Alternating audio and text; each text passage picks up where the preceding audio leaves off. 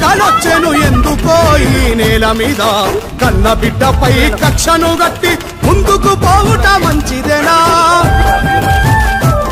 ఆ కేంద్రపు కక్షకు శిక్షను అనుభవించినాడా మీలో ఒక్కడైనా నిజ నిర్ధారణ జరగక ముందే నిందలేసి నోని మరువగలమా విద్యార్థి అమర వీరులకు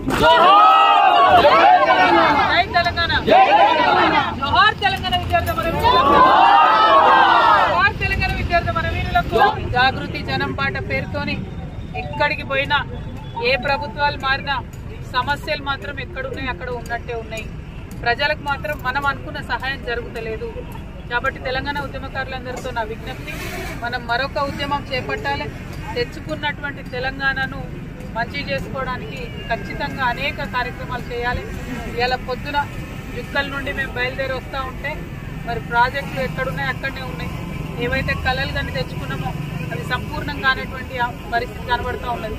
కాబట్టి మళ్ళీ మనందరం ఒకసారి పిడికిలెత్తుదాం, ఖచ్చితంగా సాధించుకుందాం. ఈసారి మనం చేసే ఉద్యమంలో ప్రజల హక్కులతో పాటు మన హక్కుల కోసం కూడా పోరాటం చేద్దాం.